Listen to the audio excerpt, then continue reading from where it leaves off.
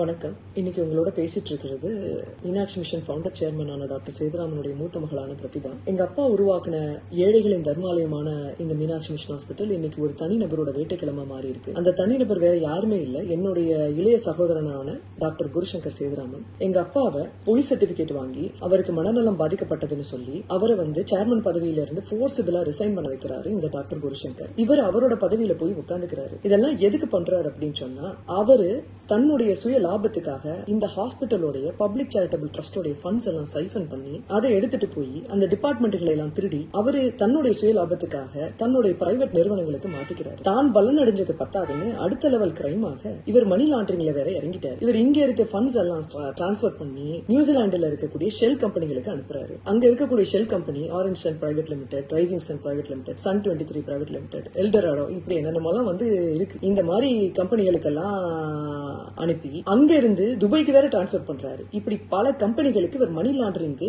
இந்த புனிதமான ட்ரஸ்ட் நிறுவனத்தை யூஸ் பண்றாரு. மக்கள் பணம் கொள்ளையடிக்கப்பட்டு மணி லாண்டரிங்காக யூஸ் பண்ணப்படுது அப்படிங்கிறப்ப இது ஒரு பெரிய கிரிமினல் அஃபென்ஸ். இந்த அஃபென்ஸை இவர் பண்ணிட்டு இருக்கிறாரு. இதை தட்டி கேட்க யாரும் வந்துடக்கூடாதுன்ற நோக்கத்துல அவர் என்ன பண்றாரு, கூட பிறந்த சகோதரிகள், அதாவது நானு, எனக்கு அப்புறம் பிறந்த ரமேஷ் அப்படிங்கிற என்னோட தம்பி, இவங்க 2 பேருக்கும் பொய்யான ஜோடிக்கப்பட்ட வழக்குகளை திருவாளர் கே சுப்பிரமணியத்தை வச்சு ஆர்கெஸ்ட்ரேட் பண்றாரு. அப்படி ஆர்கெஸ்ட்ரேட் பண்ண வழக்குகள் மூலமாக அமெரிக்காவில இருந்து இந்தியாவில இறங்கின எனக்கு என்ன அவரு போடுறாரு அப்படின்னு சொன்னோம்னா, அரெஸ்ட் வாரண்ட். இதெல்லாம் பாஸ்ட் நடந்த விஷயம். அரெஸ்ட் வாரண்ட், இந்த மாதிரி என்னது தேடப்படும் குற்றவாளி, லுக் அவுட் சர்க்குலர், என்னமோ சொல்லுவாங்களே ப்ரோக்ளைம்ட் அஃபெண்டர், இப்படி எல்லாம் பலவிதமான ஜோடனைகள், பலவிதமான அர்ச்சனைகளை எனக்கு பண்றாங்க. இதெல்லாம் கே சுப்பிரமணியம் லீகல் அசோசியேட் சொல்லி கொடுக்கிறாரு. இதெல்லாம் செய்யுங்க தம்பி, நல்லா இருப்பீங்க அப்படின்னு சொல்லி அதெல்லாம் அவர் நல்லா பண்றாரு.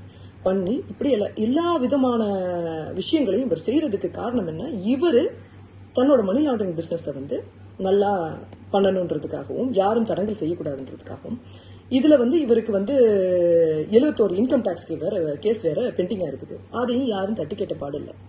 இப்படிப்பட்ட ஒரு கிரிமினல் சட்ட விரோதிய, சமூக விரோதிய, இப்படிப்பட்ட சமூக சட்ட விரோதிய என்ன செய்யணும், யாராவது ஒரு இன்வெஸ்டிகேட்டிங் ஆபீசரை போட்டு பார்க்கணும்.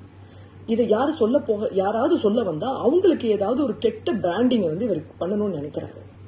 அவங்கள கொலை மிரட்டல் விடுறாங்க, அது விடுறாங்க, இது விடுறாங்கன்னு பொய்யான தகவல்கள் எல்லாம் பண்றாரு. இப்படி பொய் கேசுகளை போடுறதும் பொய்யான தகவல்களை பரப்புறதும் இது பழக்கமாவே வச்சிருக்காரு. இவர் பல ஆண்டுகளா வச்சிருக்காரு. இத நான் என்ன சொல்றேன் அப்படின்னு சொன்னா, இதுக்கு தீர்வு என்ன அப்படிங்கறத பேசணும்ல. இந்த தீர்வு என்ன, இந்த மீனாட்சி மிஷன் ஹாஸ்பிட்டலுக்கு ஒரு கவர்னிங் பாடி கொண்டு வரணும். அந்த கவர்னிங் பாடியில IAS ஆபீசர்ஸ் இருக்கணும், சில அட்மினிஸ்ட்ரேட்டிவ் ஆபீசர்ஸ் இருக்கணும். அவங்க SR ட்ரஸ்ட்ல பங்கெடுத்துக்கணும். இதுல நானும் ரமேஷ் இருக்கணும் அவசியமே இல்லை. எங்களுக்கு எதுவும் வேண்டாம், மனசால சொல்றேன், எனக்கு எதுவுமே வேண்டாம். இந்த கவர்னிங் பாடி அந்த SR ட்ரஸ்ட்ல பங்கெடுத்துக்கணும். அந்த கவர்னிங் பாடி யாருக்கு ரிப்போர்ட் பண்ணணும்னா, CM செல்லுக்கு report. CM cell, central government, income tax, இந்த மாதிரி அபிஷியல் பாடிஸ்க்கு, கவர்மெண்ட் பாடிஸ்க்கு இங்க ரிப்போர்ட் பண்ணணும். அப்படி அந்த விஷயங்கள் அவங்க பண்ணக்கூடிய ஆடிட் ரிப்போர்ட்டை அவங்க வெப்சைட்ல அப்லோட் பண்ணணும். சோ இப்படி பண்ணிட்டா இவரே சேர்மனா இருக்கட்டும், பிரச்சனையே கிடையாது, அவர் அங்க உட்கார்ந்து இருக்கட்டும். ஆனா அந்த கவர்னிங் பாடியும் கூட இருக்கணும். இவங்க எல்லாம் என்ன செய்யறாங்க அப்படிங்கறத அவங்க இன்வெஸ்டிகேட் பண்ணி, அவங்களே சொல்றாங்க இன்வெஸ்டிகேட் பண்றதுக்கு நாங்க தயார்னு. ஓகே, இன்வெஸ்டிகேட் பண்றதுக்கு கவர்மெண்ட் ஸ்டெப்ஸ் எடுக்கணும். அவங்க ரெடியா இருக்காங்க சார் இன்வெஸ்டிகேஷனுக்கு, நீங்க போங்க இன்வெஸ்டிகேட் பண்றதுக்கு. இன்வெஸ்டிகேட் பண்ணி இது எல்லாத்தையும் வெப்சைட்ல அப்லோட் பண்ணுங்க. உங்க இன்வெஸ்டிகேஷனையும் அப்லோட் பண்ணுங்க, இனிமே ஃபர்தரா நடக்கக்கூடிய மேனேஜ்மெண்ட்டையும் அப்லோட் பண்ணுங்க. அப்லோட் பண்ணி தயவு செய்து கவர்மெண்ட் இதுல தலையிடணும். இது ஒரு பப்ளிக் சொத்து, தர்மாஸ்பத்திரி. இதை மேலும் மேலும் கடனை ஏற்றி விடாதீங்க. இது எல்லாமே மக்கள் பணம். கவர்மெண்ட் இதுல தலையிட்டு ஒரு நல்ல தீர்வை காணும். CM சார் சொல்றாரு, நாங்க திருட மாட்டோம், நாங்க திருடுறவங்களே விட மாட்டோம்னு. இவன் பெரிய திருடன், அவன் ரெடியா இருக்கான் இன்வெஸ்டிகேஷனுக்கு.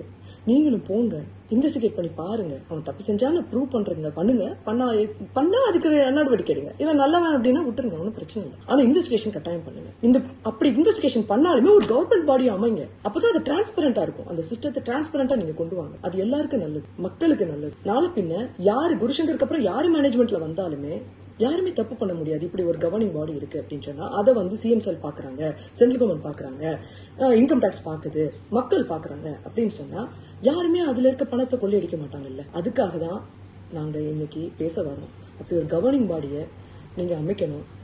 இதை பார்த்துட்டு இருக்க பொலிட்டீஷியன்ஸும் சரி, மற்ற பப்ளிக்கும் சரி, இதை ஒரு முக்கியமான தகவலா நினைச்சு இதுக்கு பொறுப்புள்ள நடவடிக்கை எடுக்கணும்னு தாழ்மையுடன் கேட்டுக்கொள்கிறேன்.